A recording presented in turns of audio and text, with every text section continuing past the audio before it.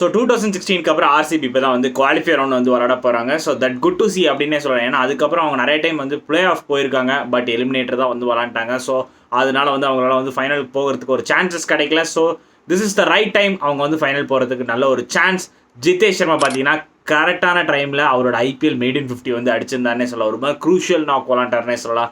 கூடவே மயங்க் அகர்வால் அவரை மறந்துடக்கூடாது, அவரும் ஒரு நல்ல ஒரு 40. ஸோ ரெண்டு பேரும் பார்த்தீங்கன்னா அமேசிங்காக விளாண்டுட்டு ஆர்சிபி அப்படியே வந்து குவாலிஃபையர் 1க்கு வந்து த்ரூ அவுட் அப்படி கொண்டு போயிருக்காங்கன்னே சொல்லலாம்.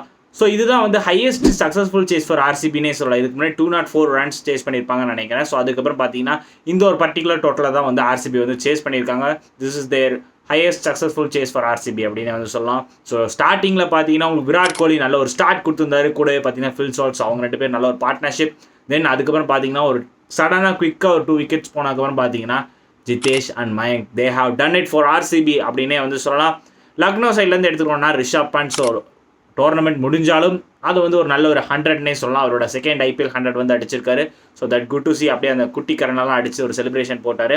ஸோ அது பார்க்க நல்லா இருந்துச்சு. ஸோ அடுத்து இந்தியா vs இங்கிலாந்து வரப்போகுது. ஸோ இந்த ஒரு 100 அவருக்கு ஒரு பாசிட்டிவ் மைண்ட் செட்டோட உள்ளே போவார்.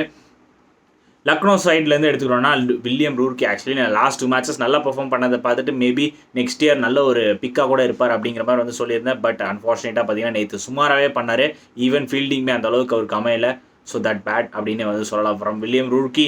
ஸோ ஆர்சிபியோட பவுலிங்லேருந்து எடுத்துட்டோன்னா நுவான் துஷாரா எனக்கு தெரிஞ்சு ஒரு மாதிரி நல்லா டீசெண்டாக போட்டார்னே சொல்லலாம். ஸோ நெக்ஸ்ட் கேம் ஒரு டிம்ஸ் டேவிட் பார்த்தீங்கன்னா ஒரு மாதிரி ஃபிட் ஆகலைன்னா மேபி நீங்கள் வந்து ஒரு நுவான் துஷாரா அவரை கூட வந்து ஒரு மாதிரி ஃபோர்த் ஃபாரினராக வந்து எடுத்துகிட்டு வரலாம். So Nuwan Dushara and Hazlewood. So extra bowling போகிறது நல்லது. ஏன்னா ரீசெண்டாக பார்த்தீங்கன்னா அந்த பவுலிங்லையும் கொஞ்சம் அடி வாங்கினாங்க. நம்ம திஜேஷோட கேப்டன்சி நம்ம பார்த்துருப்போம். ஏன்னா ரொமாரே ஷெஃபர்லாம் பார்த்தீங்கன்னா 4 ஓவர் போட்டார். ஸோ அதெல்லாம் வந்து ஒரு மாதிரி பிளண்டர் மிஸ்டேக்.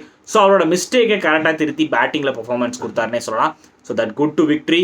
ஸோ ஆர்சிபிக்கு ஒரு நல்ல chance to lift the trophy. So அதனால் வந்து வெயிட் பண்ணி பார்ப்போம். ஏன்னா பஞ்சாபும் நல்ல ஒரு சைடாக இருக்காங்க. ஸோ குவாலிஃபயர் 1 போயிருக்காங்க. So that good to C RCB in qualifier 1.